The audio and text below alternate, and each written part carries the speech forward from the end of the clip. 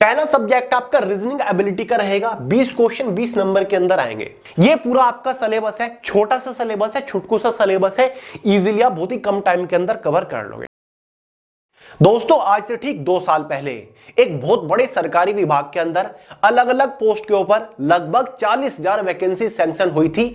तब बोला गया था कि इन वैकेंसीज को 2 से 3 फेजेस में भरा जाएगा, जिसके बाद पिछले ही साल फर्स्ट फेज में अलग अलग पोस्ट के ऊपर लगभग 10,500 वैकेंसीज निकाली गई, जिनमें से काफी सारी पोस्ट का सिलेक्शन प्रोसीजर अब तक पूरा हो चुका है। कुछ पोस्ट का सिलेक्शन प्रोसीजर लास्ट स्टेज में है, उनका फाइनल रिजल्ट जल्दी ही जारी कर दिया जाएगा। तो दोस्तों अब फाइनली बारी है सेकंड फेज की वैकेंसीज की। पहले फेज में लगभग 10,500 वैकेंसीज पूरी करी गई। वैकेंसीज कितनी बच गई है? लगभग 30,000 वैकेंसीज अलग अलग पोस्ट के ऊपर फिलहाल भी बची हुई है। अब सेकंड फेज में भी लगभग 10 से 12,000 वैकेंसीज अलग अलग पोस्ट के ऊपर निकाली जाएगी और इसकी भी इंफॉर्मेशन कहीं ना कहीं आ चुकी है। तो चलिए पूरा मुद्दा इस वीडियो में आपको समझाने वाला हूं। तो दोस्तों आगे इस वीडियो में हम इस विभाग के अंदर आने वाली इस भर्ती के किन किन पॉइंट्स के बारे में बात करने वाले हैं, पहले आपको बता देता हूं। देखिए दोस्तों, पोस्ट और वैकेंसीज के बारे में तो हम बात करेंगे ही, साथ ही सिलेक्शन प्रोसीजर के बारे में बात करने वाले हैं। एलिजिबिलिटी क्राइटेरिया को डिस्कस करेंगे, एज लिमिट क्वालिफिकेशन के बारे में सारी जानकारी आपको दूंगा।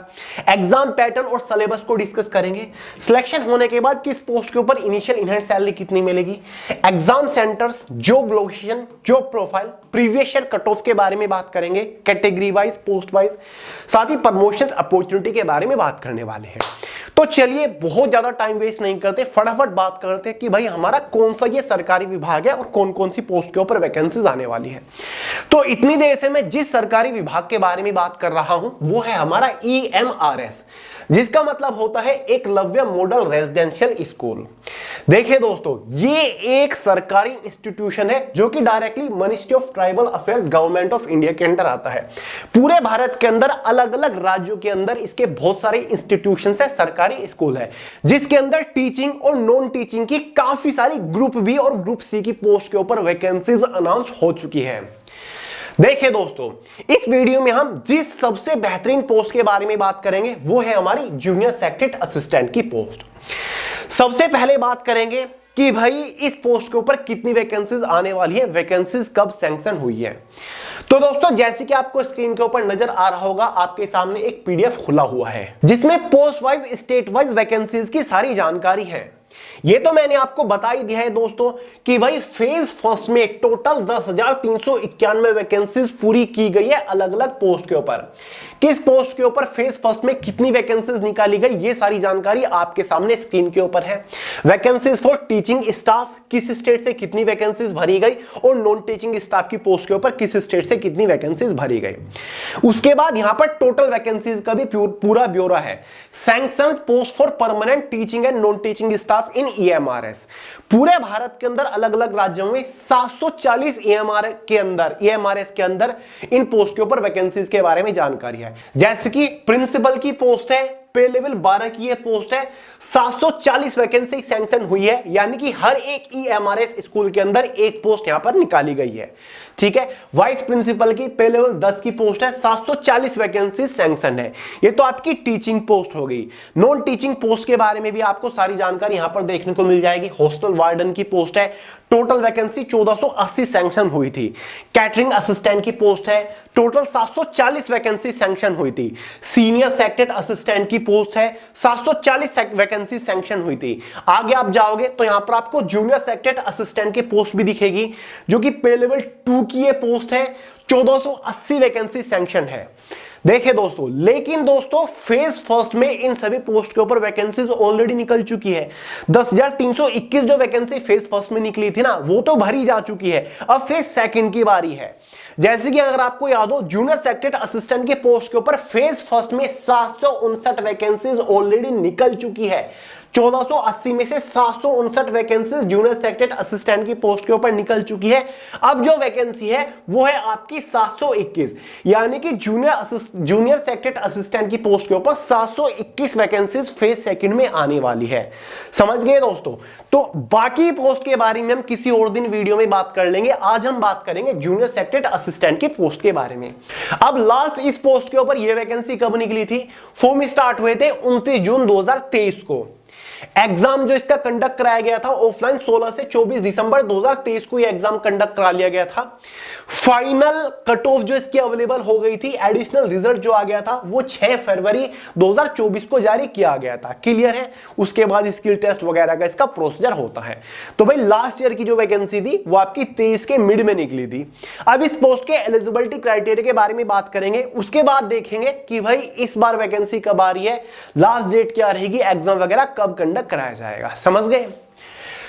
एलिजिबिलिटी क्राइटेरिया देखिए, एज लिमिट इस पोस्ट के ऊपर 18 साल होती है, मैक्सिमम 30 साल एज लिमिट आपकी रखी जाती है। समझ गए? जनरल वालों की एज क्राइटेरिया है। तो देखिए वैसे एसएससी सीएचएसएल के अंडर भी जीएसए की पोस्ट निकलती है, वहां पर एज लिमिट 18 से 27 होती है। यहां पर एज लिमिट 18 से 30 साल है जनरल वालों की। 3 साल का ओबीसी वालों को एज में रिलैक्सेशन मिलेगा, एसटी एससी वालों को 5 साल का एज में रिलैक्सेशन मिलेगा। क्वालिफिकेशन के बारे में बात करें तो भाई सभी 12वीं पास कैंडिडेट्स इस पोस्ट के लिए एलिजिबल है। ईएमआरएस के अंदर जूनियर सेक्रेटरी असिस्टेंट की पोस्ट के लिए केवल 12वीं पास मांगा जाता है। देखिए दोस्तों, ईएमआरएस की ऑफिशियल वेबसाइट के ऊपर इस पोस्ट का पूरा रिक्रूटमेंट रूल भी दे रखा है कि भाई पोस्ट कौन सी हमारी जूनियर सेक्रेटरी असिस्टेंट की पोस्ट है। ईएमआरएस की पोस्ट है, टोटल 1480 वैकेंसी सैंक्शन हुई थी। ग्रुप सी की पोस्ट है, लेवल 2 की पोस्ट है। क्लियर है? एज लिमिट जनरल वालों के लिए मैक्सिमम 30 साल यहां पर है। क्वालिफिकेशन आपकी क्या मांगी हुई है? 12वीं पास मांगी हुई है। तो ये सारी ऑफिशियल जानकारी आपको इसके ऑफिशियल वेबसाइट के ऊपर भी मिल जाएगी। ऑफिशियल नोटिफिकेशन ईएमआरएस ने ऑलरेडी जारी कर रखा है। सिलेक्शन प्रोसीजर के बारे में बात करते हैं। फाइनल सिलेक्शन लेने तक आपको किस किस स्टेज से होकर गुजरना पड़ेगा। बेसिकली दोस्तों इसका कंप्लीट सिलेक्शन प्रोसीजर केवल 2 ही मेजर स्टेजेस के ऊपर टिका हुआ है, जिसमें से स्टेज फर्स्ट में एक कंप्यूटर बेस्ड टेस्ट कंडक्ट कराया जाएगा, मतलब एक एग्जाम आपका होने वाला है। एग्जाम पैटर्न के बारे में डिटेल से जानकारी दूंगा आपको। स्टेज सेकंड में आपका एक स्किल टेस्ट कंडक्ट कराया जाएगा, जो कि जस्ट क्वालिफाइंग नेचर होता है, बच्चों का खेल होता है। तो चलिए बात करते हैं स्टेज फर्स्ट मतलब एग्जाम के बारे में। तो दोस्तों जूनियर सेक्रेटरी असिस्टेंट की पोस्ट का एग्जाम पैटर्न आपके सामने स्क्रीन के ऊपर है। इसके एग्जाम में 5 अलग अलग सब्जेक्ट से क्वेश्चंस पूछे जाएंगे। पहला सब्जेक्ट आपका रीजनिंग एबिलिटी का रहेगा, 20 क्वेश्चन 20 नंबर के अंदर आएंगे। दूसरा सब्जेक्ट क्वांटिटेटिव एप्टीट्यूड का रहेगा, 20 क्वेश्चन 20 नंबर के अंदर। तीसरा सब्जेक्ट जनरल अवेयरनेस का रहेगा, 30 क्वेश्चन 30 नंबर के अंदर। चौथा सब्जेक्ट आपका लैंग्वेज कॉम्पिटेंसी टेस्ट का रहेगा, जनरल इंग्लिश और जनरल हिंदी आपकी रहेगी। 30 क्वेश्चन आएंगे 30 नंबर के अंदर, मतलब हिंदी से भी 15 क्वेश्चन आएंगे, इंग्लिश से आपके 15 क्वेश्चन आएंगे। क्लियर है? पांचवा सब्जेक्ट बेसिक कंप्यूटर नॉलेज रहेगा, basic knowledge of computer operations, computer knowledge से बेसिक क्वेश्चंस होंगे, 30 क्वेश्चन 30 नंबर के अंदर। इसी के बेसिस पर जेएससी की पोस्ट में 130 क्वेश्चंस होंगे, 130 नंबर का पेपर होगा। 2.5 घंटा क्वेश्चन पेपर की टाइम ड्यूरेशन रहेगी। 0.25 मार्क्स के एग्जाम में नेगेटिव मार्किंग भी रखी गई है। समझ गए दोस्तों? 2.5 घंटे मतलब आपके एग्जाम की टाइम ड्यूरेशन है। ठीक है? एग्जाम जो है होने के बाद सब्जेक्ट वाइज टॉपिक वाइज एक इनिशियल क्वालिफाइंग कट ऑफ बनेगी, जो कि डिसाइड करेगी शुरुआत में कि क्या आप इसके सेकंड स्टेज के लिए क्वालिफाई कर रहे हो या फिर नहीं कर रहे हो। समझ गए? सेकंड स्टेज के ऊपर बढ़ने से पहले कट ऑफ के बारे में भी बात कर लेते हैं। प्रीवियस ईयर की कट ऑफ क्या थी? लो भाई दोस्तों, ये आपकी देख लीजिए, Eklavya model residential school staff selection exam 2023 वाला एग्जाम था। जूनियर सेक्रेटरी असिस्टेंट की पोस्ट की कट ऑफ है कैटेगरी वाइज। 130 नंबर का ये पेपर था। तो किस कैटेगरी से कितने नंबर पर कट ऑफ गई एग्जाम को क्वालिफाई करने के लिए? जनरल कैटेगरी की जो कट ऑफ थी 130 नंबर में से 101.25 नंबर पर कट ऑफ गई थी। ईडब्ल्यूएस कैटेगरी की 97.5 नंबर पर कट ऑफ थी। ओबीसी कैटेगरी की 95.5 नंबर पर कट ऑफ थी। एससी कैटेगरी की 91.25, एसटी कैटेगरी की 87.5 नंबर पर कट ऑफ गई थी। ये प्रीवियस ईयर एग्जाम की कट ऑफ है। जितने भी स्टूडेंट्स ने एग्जाम दिया उनका कहना है कि exam basic to moderate level का था, इजी टू मॉडरेट लेवल का था। टफ क्या चीज होती है इसके एग्जाम में आपको देखने को नहीं मिलेगी, ऐसा खुद स्टूडेंट्स बोल रहे जो इस एग्जाम को दे के आए थे। ठीक है? तो एग्जाम से ज्यादा घबराने की जरूरत नहीं है। समझ गए? अब बात कर लेते हैं कि भैया एग्जाम सिलेबस भी बता दीजिए। ये इसके एग्जाम का एकदम ऑफिशियल सिलेबस है। रीजनिंग एबिलिटी से इन सभी टॉपिक्स को कवर कर लीजिएगा। छुटकू सा सिलेबस है, बहुत बड़ा सिलेबस नहीं है। क्वांटिटिव एप्टीट्यूड से ये सारे के सारे टॉपिक्स आपको कवर कर लेने हैं। जनरल अवेयरनेस आपको पूरा पढ़ना है, मतलब करंट अफेयर भी आपको पढ़ना है, history, geography, polity, economics, general science, static GK पढ़ना है। जनरल हिंदी से ये आपके सभी टॉपिक रहेंगे, संधि, समास, विलोम शब्द, पर्यायवाची शब्द वगैरह वगैरह जो आपको स्क्रीन के ऊपर नजर आ रहा है। जनरल इंग्लिश से ये टॉपिक पढ़िएगा, वर्ब, टेंस, वॉइसेस, ये सारी की सारी चीज।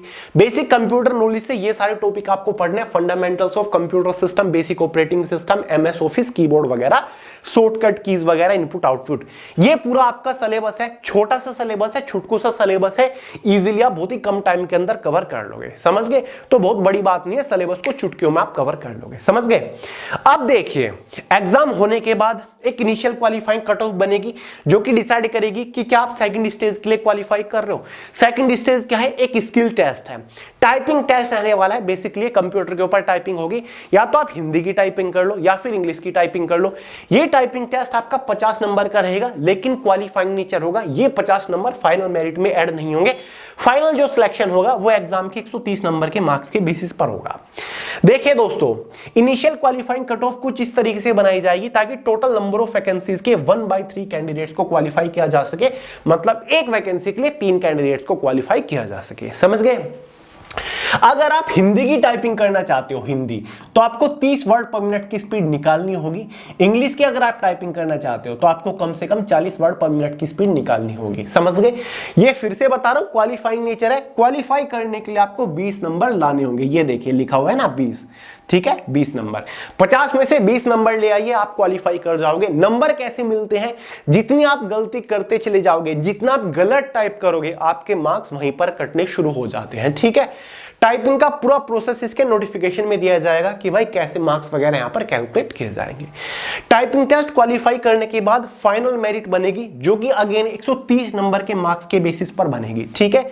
जनरल, ओबीसी, एसटी, एससी की। अगर आप उस फाइनल मेरिट को क्वालिफाई कर जाते हो, फाइनली आपका सिलेक्शन हो जाएगा जूनियर सेक्रेटरी असिस्टेंट की पोस्ट के ऊपर। समझ गए दोस्तों? ये मैंने आपको समझा रखा है पूरा प्रोसीजर कि भाई आउट ऑफ 130 नंबर में से आपकी एग्जाम के बेस पर फाइनल मेरिट बनेगी।